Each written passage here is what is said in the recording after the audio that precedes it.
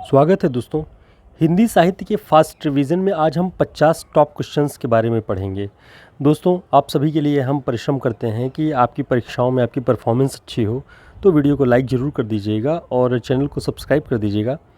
शुरुआत करते हैं। ओरछा नरेश मधुकर शाह के राजगुरु कौन से भक्तकालीन कवि थे? उत्तर है हरिराम व्यास। मन रे परस हरि के चरण पंक्ति किसकी है? मीराबाई की। शुक्ल जी मीरा के ग्रंथों की संख्या कितनी मानते हैं? तो शुक्ल जी मीरा के ग्रंथों की संख्या 4 मानते हैं। उपासना पद्धति के बारे में देखेंगे हम अलग अलग कवियों की। मीराबाई की उपासना पद्धति क्या थी? माधुर्य भाव। सूरदास जी की जो उपासना पद्धति थी भक्ति की, वो क्या थी? सख्य भाव। तुलसीदास जी की भक्ति की उपासना पद्धति कौन सी थी? दास्य भाव की। अगला पॉइंट है, चंद्रहास अग्रज सुहृद परम प्रेम पथ में पगे, किसकी पंक्ति है और कौन सा छंद है ये? तो ये नंददास जी की पंक्ति है और 56 छंद है इसमें। उक्ति ओज अनुप्रास वरण अस्थित अति भारी नामक पद भक्तमाल में किनके लिए लिखा गया है? तो ये इसका सही उत्तर है सूरदास के लिए। क्या लिखा है? उक्ति ओज अनुप्रास वरण अस्थित अति भारी। इसे ध्यान रखिएगा। ये भक्तमाल, और भक्तमाल किसकी है? नाभादास जी की। सूरदास ने अपनी वंश परंपरा से संबंधित पद किस ग्रंथ में दिया है? तो इसका जो सही उत्तर है वह है साहित्य लहरी, और इसके अंतिम पद में उन्होंने अपनी वंश परंपरा के बारे में बताया है। किसने कहा है कि मीराबाई और चैतन्य महाप्रभु पर सूफियों का प्रभाव पाया जाता है? मीराबाई पर और चैतन्य महाप्रभु पर सूफियों का प्रभाव कौन मानता है? आचार्य रामचंद्र शुक्ल। तुलसी की भक्ति को धर्म और ज्ञान दोनों की रसानुभूति कह सकते हैं। ये पंक्ति किसकी है? तुलसी की भक्ति धर्म और ज्ञान दोनों की रसानुभूति कह सकते हैं, ऐसा शुक्ल जी ने लिखा हुआ है।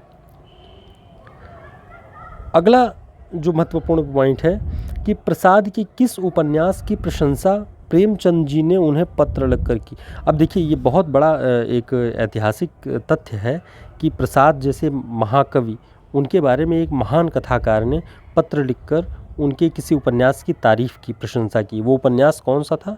कंकाल। कंकाल प्रसाद जी का उपन्यास है। शेरकोट, बंजरिया और धामपुर नामक गांव किस उपन्यास में है? तो ये तितली उपन्यास में है जयशंकर प्रसाद जी के। कला कलाकार के आनंद की श्रेय और प्रेय तथा आदर्श को समन्वित करने वाली प्रभावोत्पादक अभिव्यक्ति है। कला क्या है? कलाकार के आनंद की श्रेय और प्रेय तथा आदर्श को समन्वित करने वाली प्रभावोत्पादक अभिव्यक्ति है। ये कौन लिखता है? बाबू गुलाब राय। हिंदी साहित्य का सुबोध इतिहास किसने लिखा है? हिंदी साहित्य का सुबोध इतिहास बहुत नई रचना है, इसे ध्यान रखिएगा। बाबू गुलाब राय के 1938 ईस्वी में लिखा गया। हो सकता है इसके बारे में आप लोगों ने न सुना हो, इसे ध्यान रखिएगा। हिंदी साहित्य का सुबोध इतिहास, बाबू गुलाब राय। अगला पॉइंट है, गांधीवाद, समाजवाद और साम्यवाद नामक निबंध किसने लिखा है? बाबू गुलाब राय ने। ठीक, गांधीवाद, समाजवाद और साम्यवाद नामक निबंध बाबू गुलाब राय ने लिखा। वह यानी साहित्य राहगीरों के समय काटने का कुल्हाड़ा मात्र न हो, किंतु समय का पथ प्रदर्शक राहगीर भी हो सके, ऐसा कौन कहता है? माखनलाल चतुर्वेदी जी। वो लिखते हैं कि राहगीरों के समय काटने का कुल्हाड़ा माने कोई ट्रेन में बैठ करके कोई पिकनिक पे गया है या कोई और ऐसे फुर्सत के क्षण में लिटरेचर को पढ़ रहा है, वो ऐसा नहीं चाहते वो कि समय काटने भर का कुल्हाड़ा मात्र न हो। वो कहते हैं कि समय का पथ प्रदर्शक भी हो, रास्ता भी दिखाए अपने समय की विसंगतियों से, समय की समस्याओं से लड़ने का, ऐसा माखनलाल चतुर्वेदी जी ने कहा है। अज्ञेय जी को हजारी प्रसाद द्विवेदी जी ने क्या कहा है? 20वीं सदी का बाणभट्ट। किसने कहा है? हजारी प्रसाद द्विवेदी जी ने अज्ञेय के बारे में। अगला पॉइंट है, हमारा सबसे बड़ा विद्रोह यह है कि हम कला को जीवन से विमुख नहीं होने देना चाहते। हमारा सबसे बड़ा विद्रोह यह है कि हम कला को जीवन से विमुख नहीं होने देना चाहते। यह नहीं हो सकता कि जीवन जलता रहे और कला बांसुरी बजाती रहे। ये कौन कहता है? माखनलाल चतुर्वेदी। यानी देश जलता रहे, जीवन मनुष्य का जलता रहे और कला बांसुरी बजाती रहे, सुंदर सुंदर बातें करती रहे। तो ये बात साहित्यकार नहीं चाहता। कौन सा साहित्यकार? माखनलाल चतुर्वेदी। नई कविता में समग्र मनुष्य की बात नहीं की गई है। ध्यान से देखिएगा नई कविता के बारे में, बहुत महत्वपूर्ण। कभी कभी ऐसी चीज़ें पूछ ली जाती हैं कि नई कविता के बारे में क्या नहीं कहा गया है, तो ध्यान से सुनिए। नई कविता में समग्र मनुष्य की बात नहीं की गई है, वरन मनुष्य के समग्र अनुभव खंडों को संयोजित किया गया है। इसका तात्पर्य यह है कि समग्र मनुष्य जैसे कि एक बहुत बड़ा मर्यादा पुरुषोत्तम या महान चरित्र गांधी या बड़े बड़े चरित्रों की बात नहीं करती है नई कविता।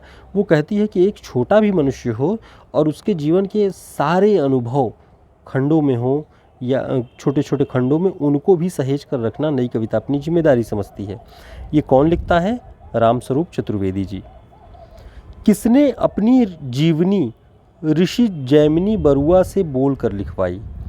माखनलाल चतुर्वेदी जी ने बोल कर लिखवाई है उन्होंने अपनी जीवनी। माखनलाल चतुर्वेदी जी ने किससे? ऋषि जैमिनी बरुआ से।